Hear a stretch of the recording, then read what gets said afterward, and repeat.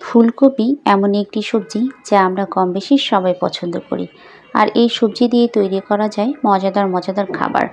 আজকে ফুলকপির একটি রেসিপি শেয়ার করছি। আজকে ফুলকপির চপ বানাবো, আর আশা করছি পুরো ভিডিও জুড়ে আমার সাথেই থাকবেন। তো এইখানে চপ বানানোর জন্য আমি 1 কাপ পরিমাণ মসুরের ডাল সাথে একটু আতপ চাল দিয়ে পাটায় বেটে নিয়েছি। আর চাইলে কিন্তু এই কাজটা ব্লেন্ডারেও ব্লেন্ড করে নেওয়া যাবে। খুব মিহি করে বেটে নিয়েছি। তার মধ্যে দিয়ে দিব 1 চা চামচ পরিমাণ আদা বাটা, আর 1 চা চামচ পরিমাণ রসুন বাটা, দিয়ে দিব 1 চা চামচ পরিমাণ জিরা বাটা, দিয়ে দিব হাফ চা চামচ পরিমাণ হলুদের গুঁড়া, আর 1 চা চামচ পরিমাণ মরিচের গুঁড়া, দিয়ে দিব কালো গোলমরিচের গুঁড়ো 1/4 চা চামচ পরিমাণ, আর হাফ চা চামচ পরিমাণ দিয়ে দিব লবণ, আর দিয়ে দিব হাফ চা চামচ পরিমাণ টেস্টি সল্ট। তো টেস্টি সল্টটা কিন্তু এখানে অপশনাল, আপনারা চাইলে স্কিপ করতে পারেন, তবে টেস্টি সল্ট দিলে কিন্তু অনেক বেশি মজার হয়। এবার অল্প অল্প করে পানি দিয়ে আমি একটা মোটামুটি পাতলা একটা বেটার তৈরি করে নিব। তো আমার এখানে 1/4 কাপ পরিমাণ পানি লেগেছে, নর্মাল পানি। আর এরকমভাবে বেটারটা তৈরি করতে হবে, একেবারে পাতলাও না আবার একেবারে ঘনও না।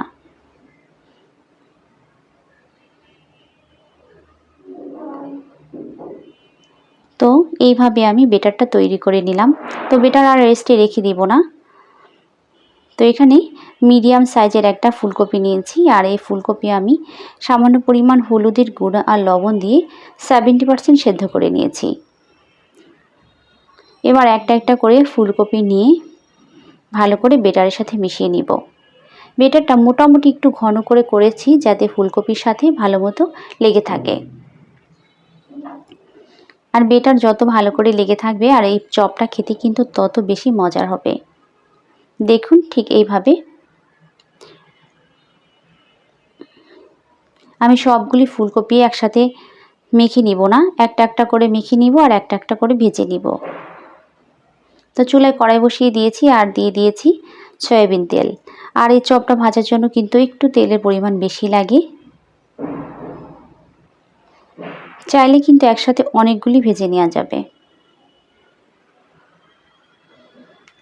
তারপর প্রথমে একটু হালকাভাবে উল্টে নিতে হবে, আর প্রথমে হাই হিটে তেলটা গরম করে নিয়ে পরবর্তীতে কিন্তু মিডিয়াম লো আঁচে এই চপটা ভেজে নিতে হবে।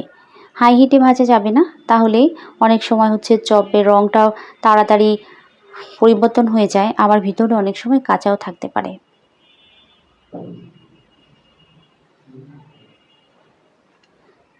দেখুন কত সুন্দর রং এসেছে।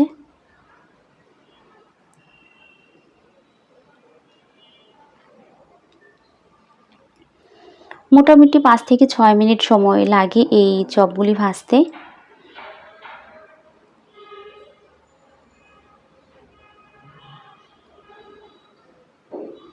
তো আমি আরও কিছু চপ ভেজে নিব। আর আজকে এই ফুলকপি চপটা আমি মুসুরের ডাল দিয়ে করেছি, কারণ যে কোনো চপ অথবা বড়া মুসুরের ডাল দিয়ে খেতে কিন্তু অনেক বেশি মজার লাগে। তবে কেউ কেউ চাইলে কিন্তু আপনারা এই ফুলকপি চপ বেসন দিয়েও করতে পারেন। বেসনের চপ খেতেও অনেক বেশি মজার হয়।